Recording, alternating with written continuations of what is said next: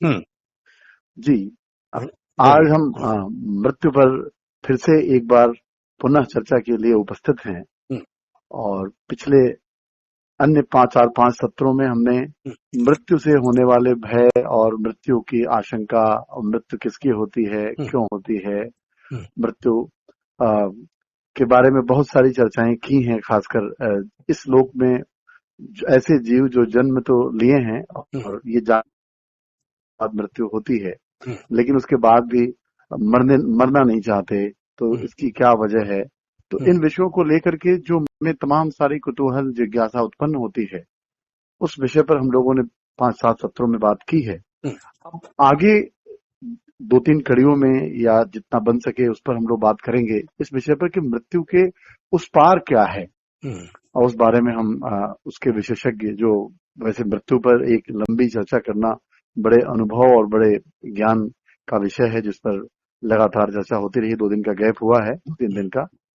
और आज मैं चाहूंगा श्री वैश्य जी से कि वो इस विषय को फिर से विस्तार दें और मृत्यु के उस पार के बारे में बताने की चेष्टा करें। जी, मैं इस नए मंच पर आप सभी का स्वागत करता हूं। मैं साधक डॉक्टर वैद, और मैं बहुत प्रसन्नता महसूस करता हूं कि मुझे श्री शशिकांत जी जैसा विद्वान आदमी और सहजता से और मृत्यु पर प्रश्न करने के लिए मिला। ये मेरे जन्मों के पुण्यों का फल मानता हूं मैं, क्योंकि ये चर्चा भी एक तरह से दुर्लभ है। कोई चर्चा करना नहीं चाहता इस पर, लेकिन प्रश्नकर्ता का प्रश्न जब अच्छा आता है जी, तो चर्चा का मन बनता है। हाँ, बोलिए शशिकांत जी, कहाँ से शुरू करें? मैं जिज्ञासा ऐसी करूंगा कि मृत्यु के बाद क्या होता है, उस पार क्या होता है, उस संबंध में किन्हीं अनुभूतियों का अगर आप जिक्र करें, क्योंकि निश्चित तौर पर मनुष्य जिज्ञासु प्राणी है और एक गहरी जिज्ञासा होती है। एक तो मरना वो चाहता नहीं है, नंबर 1, और मर भी अगर जाए तो मरने के बाद क्या होता है, इसके लिए भी तमाम इंतजामात इस जीवन में करता है वो। जी, पुण्य करता है, दान करता है और सारी चीजें। तो उस विषय पर बताएं कि मृत्यु के बाद उस पार क्या घटित होता है। जी, देखिए शशिकांत जी, एक बात से हम सब एक मत हैं कि पुनर्जन्म और कर्मफल ये स्थापित सिद्धांत है जो भारतीय मानस में रचे बसे हैं। बिल्कुल। और हर व्यक्ति अपने कृत कर्मों से छुटकारा नहीं पा सकता जब तक उन कर्मों का भुगतान का मतलब कर्मों का भोग नहीं लेता। तो कर्मों का भोग होने के बाद ही चुकता है मामला। और पुनर्जन्म कब होता है?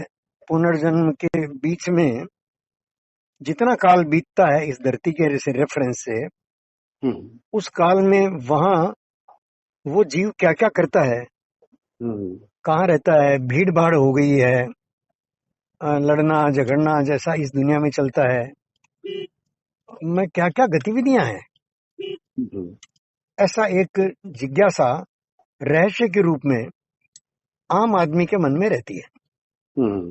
ये जो रहस्य है वो जैसे हर रहस्य के साथ जो आदमी लगा हुआ है उसमें 2 बातें घटित होती है। एक तो जब तक वो रहस्य है तब तक उससे भय बना रहता है जी, और दूसरा हर रहस्य को हर आदमी खोलना चाहता है। वो चाहता है कि उसके बारे में जान लूं क्या रहस्य है, वो चाहे रहस्य किसी भी संदर्भ में क्यों ना हो, वो विज्ञान के क्षेत्र में हो, ज्ञान के क्षेत्र में हो, अध्यात्म के क्षेत्र में हो, बल्कि ये जिज्ञासा जो है वो क्रमशः उम्र के साथ क्रमशः हमारे आसपास की वस्तुओं को समझने से लेकर आगे चलती रहती है। तो ये जो स्वाभाविक जिज्ञासा है, इसको अगर तो सहज रूप से उत्तरित किया जाता, जो भारत की परंपरा रही है, जिस पर शास्त्रार्थ चले हैं, संवाद हुए हैं, हमारे यहाँ से नचिकेता इसी तरह की बातचीत में से निकले हैं, हमारे यहाँ एक पूरी श्रृंखला है, बिल्कुल, जिसको हम नाम बहुत धन्यता पूर्वक लेते हैं, बहुत धन्य भाव से। लेकिन पिछले 1,500-2,000 वर्षों में बाहरी आतताइयों से जूझते समय या वक्त के बदलाव को ठीक से न समझने के कारण हमारे बीच में से ये सहज संवाद कट गया। इस बीच एक जो बड़ी घटना पश्चिम में घटी विज्ञान की, उसने सूचनाओं का विस्फोट इतना बड़ा कर दिया कि इन सारी सूचनाओं ने एक बहुत जबरदस्त प्रतिस्पर्धा और आम आदमी के मन में जगा दी, प्रतिस्पर्धी बना दिया। ये प्रतिस्पर्धा ने हमारी जीवन शैली में भागम भाग ऐसी मचाई है कि इन प्रश्नों को फालतू समझा जाने लगा है, या तो ऐसा माना जाने लगा है कि ये प्रश्न तो जब बुढ़ापे में किसी काम के नहीं रहेंगे तब चिंतन के हैं। जबकि हमारे यहाँ उदाहरण नचिकेता तो बालक था, और जितने भी इस तरह के प्रश्न जिन्होंने खड़े किए हैं वो सारे के सारे युवा रहे हैं।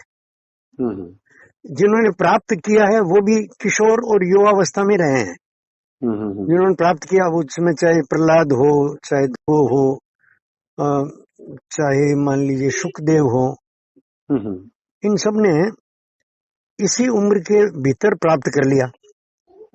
और मैं नाम लेना चाहूं तो धौम्य ऋषि के शिष्य, वो चाहे श्वेतकेतु हो, उपमन्यु हो, इन्होंने भी, और एक आध नाम है, श्वेतकेतु, उपमन्यु, और एक नाम और आता है, अभी मुझे ध्यान नहीं आ रहा है। ठीक है। तो उन्होंने भी ये सारा ज्ञान जो है वो अपने शिक्षण काल में कम उम्र में प्राप्त किया। और इसकी जो विधा थी, वो उस विधा में दो बातें मुख्य थी। एक तो उसको फ्री छोड़ दिया जाए, बालक को कुछ बहुत ध्यान देने न लगा जाए। देखिए, बिना अपवाद के ये आपको मिलेगा, बिना अपवाद के मिलेगा, ऐसा कह रहा हूं मैं। और या फिर जो गुरु समर्थ होता था वो उस बालक के पूर्व संचित संस्कारों को जानकर, माप कर, तोल कर, वो जानने का माप और तोल जो है वो तरंगों में होता रहा, है ना, उतना संवेदनशीलता से उसको अनुभव करके और फिर उसकी दिशा तय करता था कि वो किस प्रकार से पढ़े, क्या पढ़े। और हर शिष्य जो है वो विनीत रहा है अपने गुरु चरणों में। तो शिष्य प्रश्न करते थे, उत्तर मिलता था, और उपनिषद वगैरह के नाम भी इसी तरह से पढ़े। पास में बैठना, इष्टा, मैं कौन, कहां से आया, गंतव्य क्या है, प्रयोजन क्या है, जीवन क्या है, और मृत्यु क्या है। तो ये संवाद कट जाने के कारण से रहस्य और गहरे होते गए। मुझे एक चीज और लगता है, जैसे आपने कहा मैं कौन, कहां से आया, क्या, ये सवाल पहले भी था, आज भी है, लेकिन इसका जो खोजने का या जानने का जो मायने है वो बदला है, क्योंकि आदमी अपने मैं को स्थापित करने के लिए ही संसार में भी पढ़ाई करता है, बड़े पैकेज देता है, घर खरीदता है। जो भी चीजें छूट जाती हैं, उन्हीं छूट जाने वाली चीजों से वो अपने मैं को पोषित करता रहता है। अब उस समय, चूंकि हालांकि ये भी एक सत्य है, लेकिन इस सत्य को लोग नजरअंदाज करते हैं। बार बार मृत्यु जैसे विषय पर सवाल करना, मैं समझता हूं, या मृत्यु को जानने की जिज्ञासा, ये कम लोगों में देखी जाती है। आज संसार को पाने की जिज्ञासा, संसार को पकड़ने की एक होड़ सी लगी हुई है। तो इसके पीछे क्या कहेंगे आप, कि आज का भी तो मानव जानता है कि मृत्यु होती है, लेकिन पूरे समय वो संसार पकड़ने की कोशिश में लगा है, पूरे समय। जी, आप जो कह रहे हैं वो सत्य है इस अर्थ में कि परंपरा से और इस शरीर को ही मैं मान लिया जाता है, जबकि शरीर तो मैं है नहीं। शरीर मैं के लिए साधन है। शरीरम आद्यम खलु धर्म साधनम, जी। लेकिन बहुत कीमती साधन है ये। इसके बिना काम नहीं चलेगा। जी। और इसकी हमारी सारी जो जीवन से लेकर मृत्यु तक की गतिविधियां जो है, मृत्यु जैसे हम कहते हैं, उस अर्थ में कह रहा हूं मैं, वो सारी गतिविधियां, हेलो, जी जी जी, देह और देह के विस्तार से ही जुड़ी हुई है। तो ये देह और देह का विस्तार, यानी मैं और मेरा का विस्तार, ये अहंकार का विस्तार है। और मृत्यु जिसे हम कहते हैं, वास्तव में इस अहंकार की मृत्यु है, हमेशा, हर बार। वो चाहे राम के रावण की मृत्यु हो तो, या आज अस्पताल में कोई ट्रीटमेंट कराते हुए वेंटिलेटर पर मरे तो, मृत्यु इस अहंकार की ही है, जो मैं नहीं है। ये जो मैं है, उसकी मृत्यु नहीं है। इस बात को सुनकर तो, या गीता पढ़ करके तो कई लोग कह देंगे, लेकिन इस बात, ये हमारे जीवन में से, व्यवहार में से निकल गया। तो अब उपदेश ऐसे ही चलते हैं जैसे व्हाट्सएप पर अच्छे मैसेज और शटल कॉक बने हुए इधर से उधर दौड़ते रहते हैं। एक एक आदमी के पास 5-5 बार आ जाते हैं, वो 25 बार भेजता रहता है। तो ये जो गंभीर ज्ञान चर्चा है, उस पर विमर्श की कोई संस्था नहीं रही, कोई जगह नहीं रही। मुझे इसमें एक चीज और लगता है, जैसे पहले जैसे जो दुख था, दुख को माना गया कि दुख अज्ञानता की वजह से होता है, लेकिन आज जो है दुख साधनों की वजह से है। साधन का अभाव जब हमारे जीवन में होता है तो हम दुख महसूस करते हैं। साधन का अभाव भी और प्रभाव भी। हाँ, प्रभाव, वही साधन। तो ऐसे में जब यही समझ यहीं तक सीमित रहेगी, तो जाहिर सी बात है कि इस दुख को दूर करने के लिए साधन की तरफ ही व्यक्ति भागेगा, ज्ञान की तरफ नहीं भागेगा। ठीक, देखिए आप जो कह रहे हैं, हाँ, उसमें से भी बात वही निकली जी कि सही ज्ञान नहीं है, भ्रम है। भ्रम है, जी जी, है ना। तो भ्रम को तो ज्ञान ही हटा सकता है ना। बात जायज है, लेकिन अगर हमें ये मालूम चल जाए कि हमारे जीवन में जो सुख है या दुख का जो अंत है, दुख सुख है कि नहीं ये तो विषय अलग है, लेकिन निरोध, जो दुख का निरोध, दुख के निरोध को हम सुख कहते हैं, आनंद कहते हैं, स्वाभाविक अवस्था कहते हैं। यद्यपि दुख जो है बिना सुख के अनुभव में नहीं आता, तो दुख को सुख और दुख दोनों द्वंद्व समाज से जुड़े हुए हैं, आपस में एक दूसरे के पूरक के रूप में हैं। लेकिन मनुष्य चूंकि दुख चाहता नहीं, दुख का निरोध चाहता है, तो दुख के निरोध को तमाम सारे तौर तरीके अख्तियार करता है। ठीक है, तो ऐसे में जो मृत्यु, जैसे देखें, मृत्यु से पहले, जैसे कई बार एक सहज बात में ये बात तो कहते हैं कि जब तक हम जीते हैं तब तक हमें संघर्ष करना पड़ता है, जीवन संघर्ष है और संघर्ष में दुख है, ऐसा बने। ये भी भ्रम से ही कहते हैं भाई। हाँ, भ्रम से ही कहते हैं। हाँ। लेकिन जो हम जिस विषय पर आम लोगों तक ले जाना चाहते हैं, जिज्ञासा उत्पन्न करना चाहते हैं, क्योंकि जैसे नचिकेता का आपने नाम लिया, तो नचिकेता के अंदर जो जिज्ञासा उत्पन्न हुई, वो इसलिए हुई कि उनके पिता जब जो कृत्य कर रहे थे, वो ब्रजश्रवा ऋषि, इस संसार को सत्य मानकर, अपने पुत्र को सत्य मानकर, जैसे अभी आपने कहा कि मैं और मेरा, ठीक है, कोई जीते हैं, तो उनके पिता के अंदर भी, ब्रजश्रवा ऋषि के अंदर भी मैं मेरा था। अपने बच्चे के लिए अच्छी गाय रखते थे और दान में ऐसी गाय देते थे जो किसी काम करेगी। वो तो पुत्र इतना कुशाग्र था, पिता के इस भाव से मुक्ति दिलाने के लिए, या कह सकते हैं कि जो इस भाव को मारने के लिए, उसने 2 बार पूछा कि आखिर अगर ये सारी चीजें मेरे लिए आप ले रहे हैं तो मुझे किसे देंगे, मेरे में इतना गहरा प्रेम है। तो वो उनका, जाओ मैं तुम्हें यम को देता हूँ, जी, गुस्से में। और इस भाव में आकर के वो यम को खोजने चल पड़ा। यम का मतलब होता है मृत्यु का देवता है यम। जी बिल्कुल ठीक जी। तो निकल पड़े, तो उस यम के पास जाकर के सवाल मृत्यु का ही हो सकता है, क्योंकि जीवन को सत्य मान लेने के नाते ही जीवन में झूठ, जीवन में फरेब। थोड़ा रुके। हाँ जी। नचिकेता मृत्यु को जानने नहीं गया था, पर इसमें 2 बातें देखिए आप, तब भी और अब भी, कि हम बेटा हमेशा पिता से आगे है। ठीक है। जो पाया है वो शिष्यों ने पाया है, जो पाया है वो हर बार पुत्रों ने पाया है। ठीक है। और ये सृष्टि के नियमानुसार है, आगे की पीढ़ी आगे रहेगी। तो ये जो संबंध है वो नई पीढ़ी के प्रति हमेशा आशावान बने रहने के लिए एक आश्वस्ति है।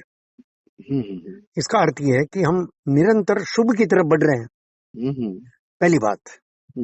दूसरी बात ये है कि संवाद में और स्वीकार्यता इतनी आगे सीमा तक स्वीकार्यता, आज जैसे पहली बात तो ये कि संवाद की स्थल ही नहीं है। कोई लाइब्रेरी, कोई पुस्तकालय संवाद नहीं बनाती। जितने सिंपोजियम और सेमिनार्स होते हैं उसमें विद्वान लोग अपना पेपर पढ़ करके मौज मस्ती में चले जाते हैं, प्रश्नों को कोई फेस नहीं करता। दूसरा क्या कह रहा है उस विषय पर कोई सुनता नहीं, सब कहने के लिए उत्सुक रहते हैं। हमारे साथ जो संवाद चल रहा है वो परस्पर जिज्ञासा और उत्सुकता, मेरी भी कोई ऐसा भ्रम में न रहे कि मैं उत्सुकता को छोड़ चुका हूं।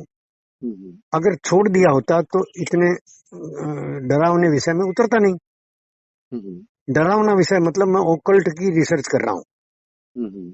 ओकल्ट माने उस पार की रिसर्च अपने आप में डरावनी बात है।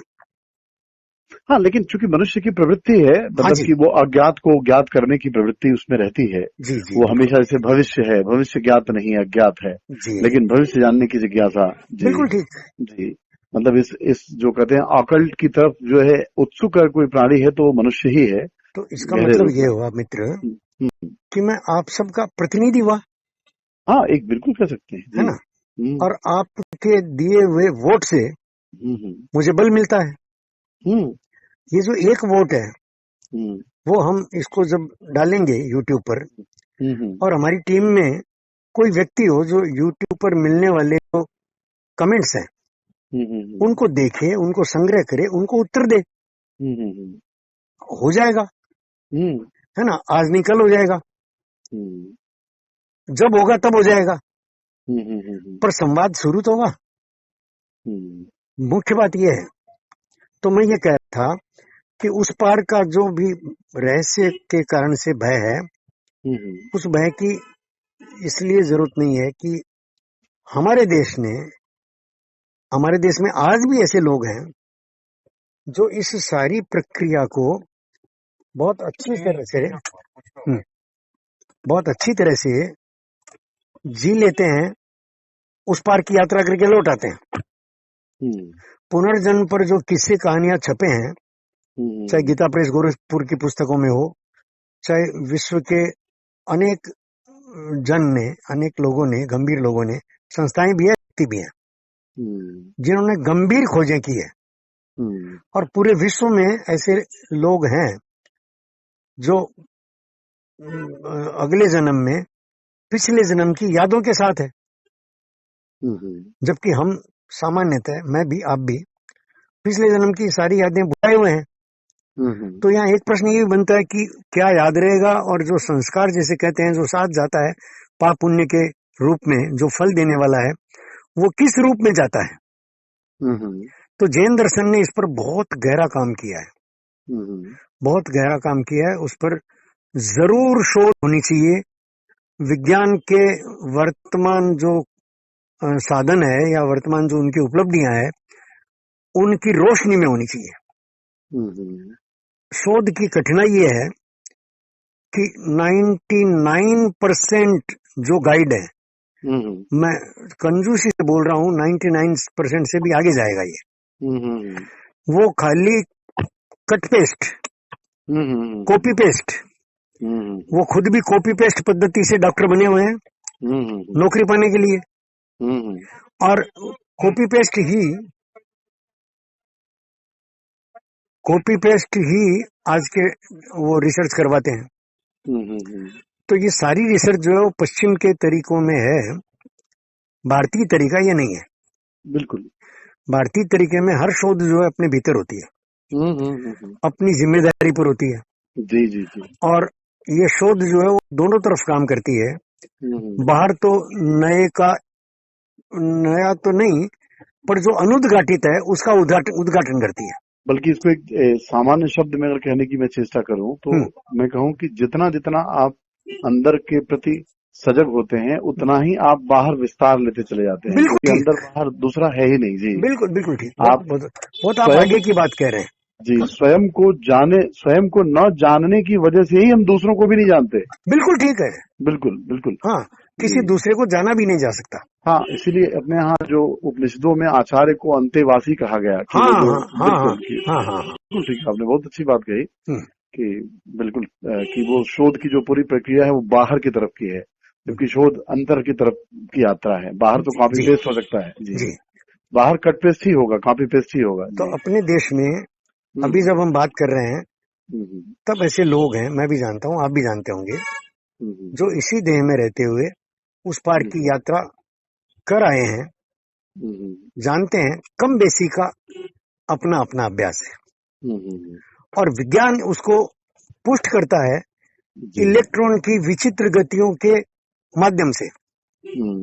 ये देखिए, इलेक्ट्रॉन की विचित्र गतियों के माध्यम से जो क्वांटम फिजिक्स की, क्वांटम मैकेनिज्म की जो हमको पहली मिली, उसका संबंध आज भले ही और अंतरिक्ष नासा से जुड़े, अंतरिक्ष की खोज से जुड़े, या गॉड पार्टिकल की खोज में लगे हुए लोगों से जुड़े, लेकिन मूल में मामला इतना सा है कि वो इलेक्ट्रॉन जाता कहाँ है?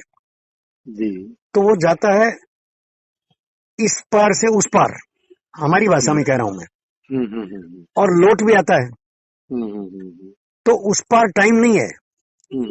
टाइम जिसको हॉकिंस ने चौथा आयाम बता दिया था, फोर्थ डायमेंशन, वो फोर्थ डायमेंशन नहीं है। वो तीसरे और चौथे डायमेंशन के बीच में पुल है, ब्रिज है।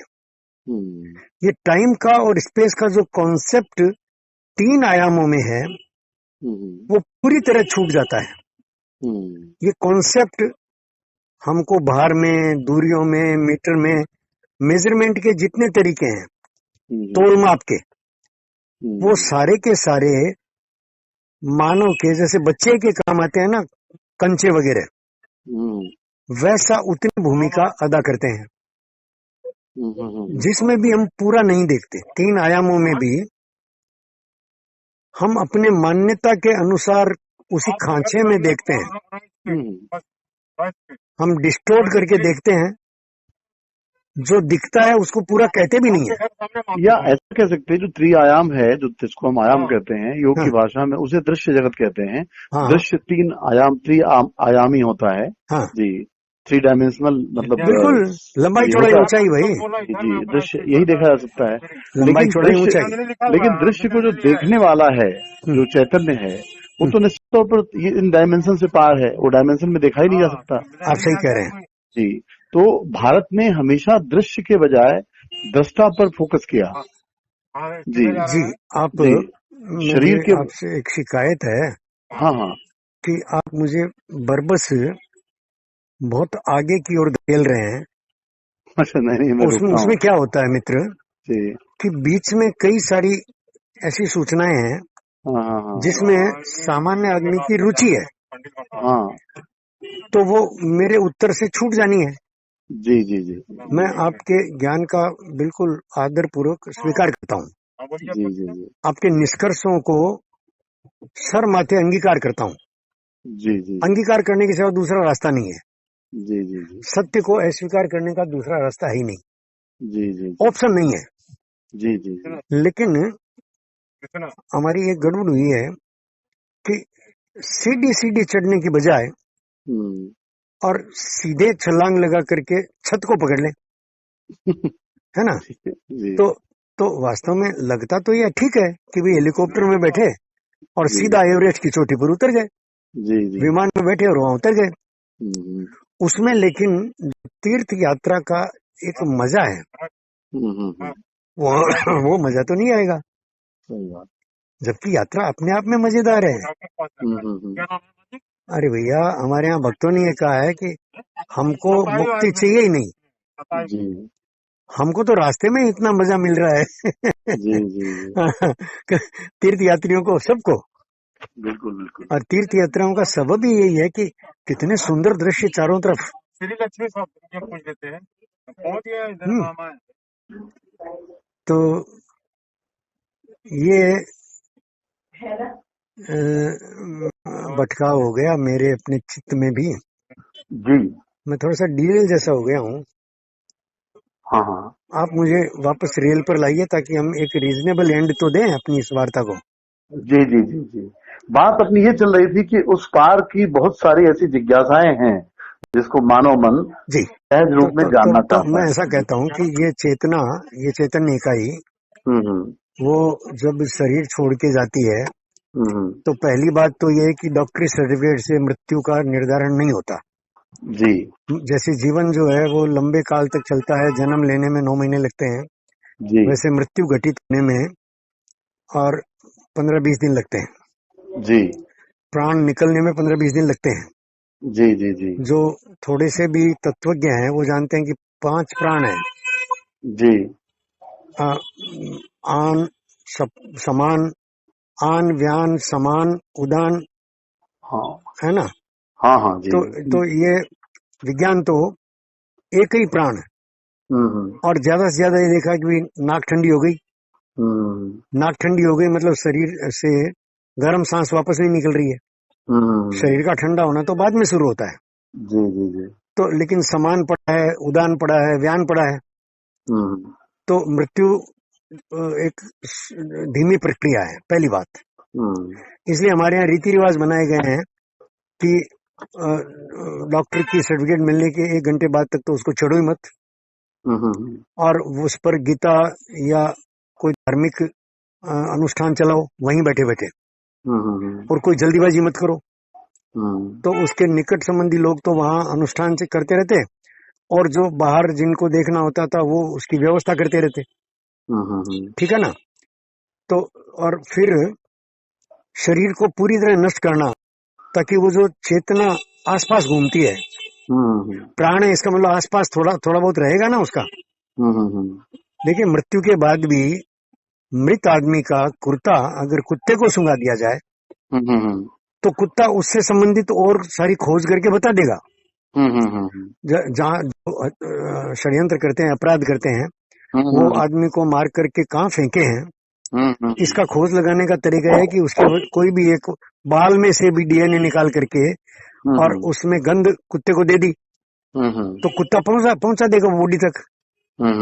इसका मतलब ये भी है कि प्राण निकलने के बाद इतने विस्तारित हो जाते हैं कि जहाँ कुर्ता पड़ा है और जहाँ बॉडी पड़ी है उस पूरी दूर तक वो प्राण फैले हुए हैं। प्राण माने उसी व्यक्ति का व्यक्तित्व फैला हुआ है। ये जो है, ये सारी प्रक्रिया जो है वो हमको और कुछ विशेष संकेत करती है उस पार के। तो इसलिए हमारी सारी जो प्रक्रियाएं हैं वो प्रक्रियाएं और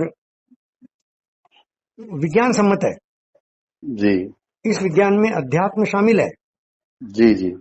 ये अधिदेव अधिभूत जिसकी चर्चा भागवत में आती है, गीता में आती है, और त्रिगुणमयी प्रकृति और पंच प्राण, और ये सारा का सारा कपिल का मान लीजिए सांख्य शास्त्र वगैरह, उस सब का विस्तार इसी आधार पर हुआ है जिन्होंने ये लोक और परलोक दोनों देख लिए, है ना।